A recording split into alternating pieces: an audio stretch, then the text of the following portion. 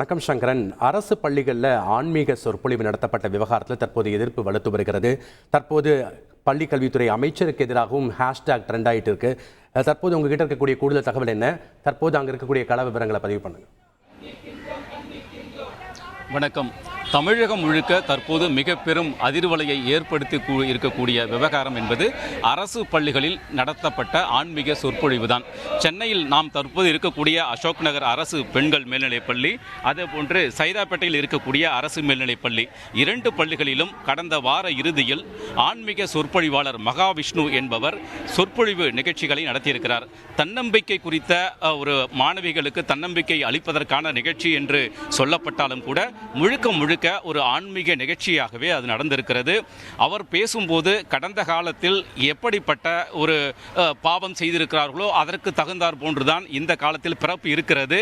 இதற்கு தற்போது ஊனமுற்றவர்களாகவும் செவிடர்களாகவும் குருடர்களாகவும் இருப்பதற்கு காரணம் போன பிறவியில் எடுத்த இந்த செயல்கள் தான் காரணம் என்று எல்லாம் பல்வேறு சர்ச்சையான கருத்துக்களை அரசினுடைய கொள்கைகளுக்கு, விதிமுறைகளுக்கு, சட்டங்களுக்கு மாறாக பல்வேறு கருத்துக்களை தெரிவித்ததோடு பல்வேறு தியானங்களையும் மந்திரங்களையும் சொல்லி மாணவிகளை கதறவிட்டிருக்கிறார். இந்த சம்பவம் சமூக வலைதளத்தில் வெளியாகி மிகுந்த ஒரு பரபரப்பை ஏற்படுத்தியிருக்கிறது.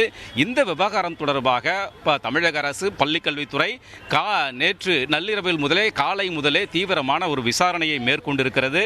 நடந்தது என்ன என்பது தொடர்பாக இரண்டு பள்ளிகளுடைய தலைமை ஆசிரியர்கள், அசோக் நகர் அரசு பெண்கள் மேல்நிலைப்பள்ளி தலைமை ஆசிரியை தமிழரசி, அதே போன்று சைதாப்பேட்டை அரசு மேல்நிலைப்பள்ளி தலைமை ஆசிரியர் சண்முகசுந்தரம், இருவரும் என்ன நடந்தது, யார் இந்த நிகழ்ச்சிகளுக்கு அனுமதி கொடுத்தார்கள் என்பது தொடர்பாக முழுமையான விளக்கம் அளிக்க வேண்டும் என்று சென்னை மாவட்ட முதன்மை கல்வி அலுவலர் மார்ஸ் கேட்டுக்கொண்டிருக்கிறார். ஒரு 10-11 மணிக்குள்ளாக இது தொடர்பான விளக்கங்களை இரண்டு தலைமை ஆசிரியர்களும் அளிக்க இருக்கிறார்கள்.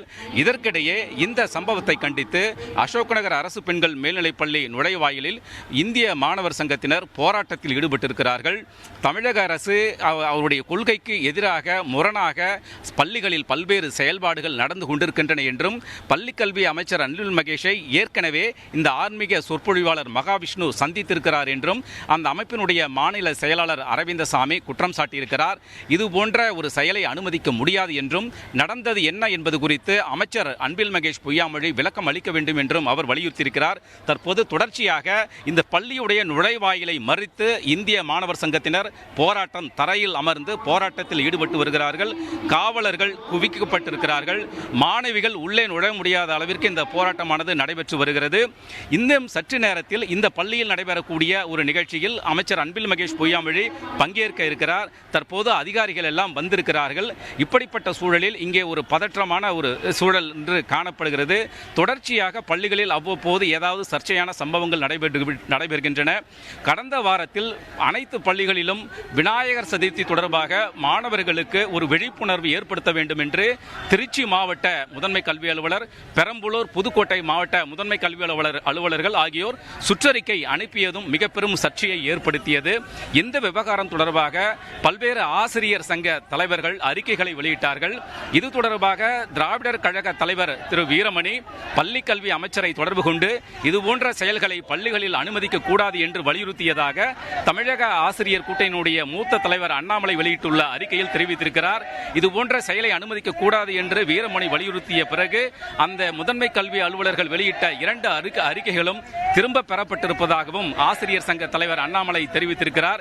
இப்படி தொடர்ச்சியாக பல்வேறு விஷயங்கள் ஒரு பள்ளிக்கல்வித்துறையில் அதிர்வலையை ஏற்படுத்தியிருக்கிறது.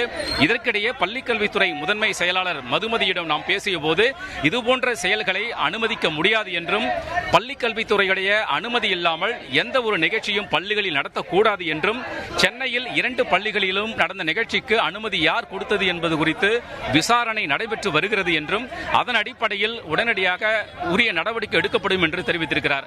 அதோடு இனிமேல் இது போன்ற விஷயங்கள் பள்ளிகளில் நடைபெறக்கூடாது என்பதற்காக அனைத்து மாவட்ட முதன்மை கல்வி அலுவலர்களையும் காணொலி காட்சி வாயிலாக அழைத்து உடனடியாக கூட்டம் நடத்துமாறு பள்ளிக்கல்வி இயக்குநர் திரு கண்ணப்பனுக்கு அறிவுறுத்தி இருப்பதாகவும் பள்ளிக்கல்வித்துறை செயலாளர் தெரிவித்திருக்கிறார். அதன்படி இன்று காலை ஒரு 11 மணி அளவில் பள்ளிக்கல்வி இயக்குனர் திரு கண்ணப்பன் 38 மாவட்ட முதன்மை கல்வி அலுவலர்களோடு காணொலி காட்சி வாயிலாக ஒரு அவசர ஆலோசனை கூட்டத்தை நடத்த இருக்கிறார். சர்ச்சைக்குரிய இது போன்ற நிகழ்ச்சிகளை நடத்த அனுமதிக்க கூடாது, மீறினால் கடும் நடவடிக்கை எடுக்கப்படும் என்ற ஒரு தகவலையும் பள்ளிக்கல்வித்துறை செயலாளர் தெரிவித்திருக்கிறார். இப்படிப்பட்ட பல்வேறு பரபரப்புகளுக்கு மத்தியில் இந்த சம்பவமானது மிக பெரும் ஒரு சர்ச்சையை ஏற்படுத்தியிருக்கிறது. தற்போது ஆர்ப்பாட்டத்தில் ஈடுபட்ட இந்திய மாணவர் சங்கத்தினரை காவல்துறையினர் கைது செய்யக்கூடிய ஒரு நிகழ்வில் ஈடுபட்டிருக்கிறார்கள். அனைவரையும் அப்புறப்படுத்த இங்கிருந்து கலையுமாறு கூறி வருகிறார்கள். அந்த நேரடியாக அந்த காட்சிகளை பார்க்கலாம். ஏராளமானோர் நுழைவாயிலில் அமர்ந்து போராட்டத்தில் ஈடுபட்டு வந்த நிலையில் அவர்களை அப்புறப்படுத்தக்கூடிய ஒரு முயற்சியில் காவல்துறையினர் ஈடுபட்டிருக்கிறார்கள். இன்னும் சற்று நேரத்தில் அமைச்சர் அன்பில் மகேஷ் இங்கு வரக்கூடிய நிலையில் இந்த ஆர்ப்பாட்டம் நடைபெற்றுக் கொண்டிருக்கிறது. என்ன நடந்தது என்பது தொடர்பாக முழுமையாக அமைச்சர் விளக்கம் அளிக்க வேண்டும் என்ற கோரிக்கை எழுந்திருக்கிறது. இதற்கிடையே அமைச்சர் அன்பில் மகேஷ் பொய்யாமொழி ராஜினாமா செய்ய வேண்டும் என்ற ஒரு ட்ரெண்டிங் ஆனது சமூக வலைதளத்தில் முதலிடத்தில் இருந்து வருகிறது என்பதும் குறிப்பிடத்தக்கது. அமைச்சர் அன்பில் மகேஷ் பொய்யாமொழி தொடர்ந்து இதுபோன்ற ஒரு செயல்களில் ஈடுபட்டு வருகிறார். அவர் ராஜினாமா செய்ய வேண்டும் என்ற கருத்துக்களை சமூக வலைதளத்தில் எக்ஸ் தளத்தில் தொடர்ந்து பதிவிட்டு வருகிறார்கள். அது காலை முதல் ட்ரெண்டிங்கில் முதலிடத்தில் இருக்கிறது என்பதும் குறிப்பிடத்தக்கது. எனவே பல்வேறு பிரச்சனைகள் சூழ்ந்திருக்கக்கூடிய நிலையில் இங்கே பள்ளிக்கு வருகை தரக்கூடிய அமைச்சர் திரு அன்பில் மகேஷ் பொய்யாமொழி முழுமையாக செய்தியாளர்கள் மத்தியில் ஒரு விளக்கம் அளிப்பார், என்ன நடந்தது என்பது குறித்து தெரிவிப்பார் என்றும் எதிர்பார்க்கப்படுகிறது. தற்போது ஆர்ப்பாட்டக்காரர்களை ஒரு கைது செய்யக்கூடிய அப்புறப்படுத்தக்கூடிய நிகழ்ச்சிகளும் நடைபெற்று வருகிறது. செய்திகளை உடனுக்குடன் தெரிந்து கொள்ள உடனே சப்ஸ்கிரைப் பண்ணுங்க.